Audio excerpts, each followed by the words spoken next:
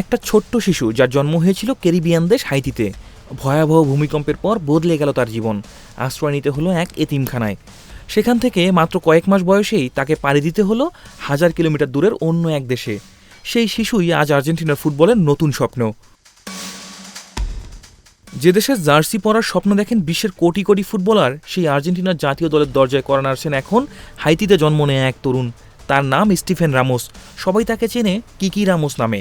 হাইতির এতিমখানা থেকে আর্জেন্টিনার জাতীয় দলের পথে তার এই যাত্রা যেন সিনেমার গল্পকেও হার মানায়। হাইতির রাজধানী পোর্ট অ প্রিন্সে 2009 সালে 3 এপ্রিল জন্ম নেয়া রামোসের জন্মের কয়েক মাস পরেই তার জীবনে নেমে আসে বড় এক পরিবর্তন। 2010 সালের হাইতির ভূমিকম্পের পর তার আশ্রয় হয় এক এতিমখানায়। সেখান থেকে মাত্র 8 মাস বয়সে আর্জেন্টিনার একটি পরিবার তাকে দত্তক নেয়। সেই থেকেই শুরু হয় রামোসের নতুন জীবন।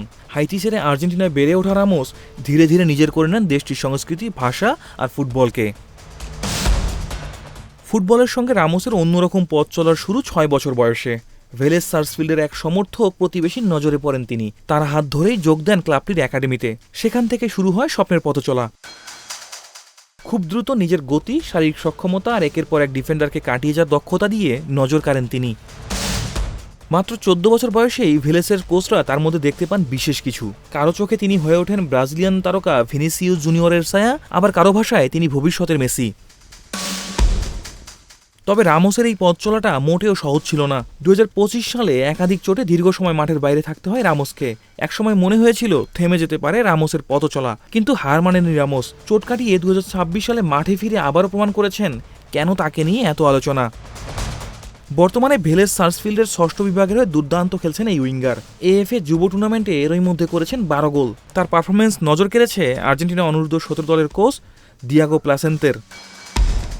এরপর আসে সেই মুহূর্ত, অনলাইন ক্লাসের মাঝে হঠাৎ কোচের অভিনন্দন বার্তা, যা প্রথমে বিশ্বাসই হয়নি রামোসের। বুঝে ওঠার পর ক্লাস থামিয়ে ছুটে গিয়েছেন দত্তক নেয়া মা বাবাকে জড়িয়ে ধরতে। এখানেই তৈরি হয় ইতিহাস। হাইতিতে জন্ম নেয়া প্রথম ফুটবলার হিসেবে আর্জেন্টিনার ফুটবল অ্যাসোসিয়েশনের কোনো জাতীয় দলে ডাক পান কিকি রামোস। ভবিষ্যতে মূল দলে জায়গা পেলে তিনি হবেন হাইতিতে জন্ম নেয়া প্রথম আর আর্জেন্টিনার হয়ে খেলা 4র্থ কৃষ্ণাঙ্গ ফুটবলার। আগামী নভেম্বরে কাতার অনূর্ধ্ব 17 বিশ্বকাপে হয়তো দেখা যাবে তাকে আর্জেন্টিনার জার্সিতে। একসময় যে শিশুর ভবিষ্যৎ অনিশ্চিত ছিল হাইতির মাটিতে, আজ সেই শিশুই স্বপ্ন দেখছে আর্জেন্টিনার নীল সাদা জার্সি পরার। কিকি রামোসের গল্প শুধু ফুটবলের নয়, এটা পরিচয়ের গল্প, এটা সুযোগ পাওয়ার গল্প, আর এটা স্বপ্ন পূরণের পথে এক অবিশ্বাস্য যাত্রার গল্প।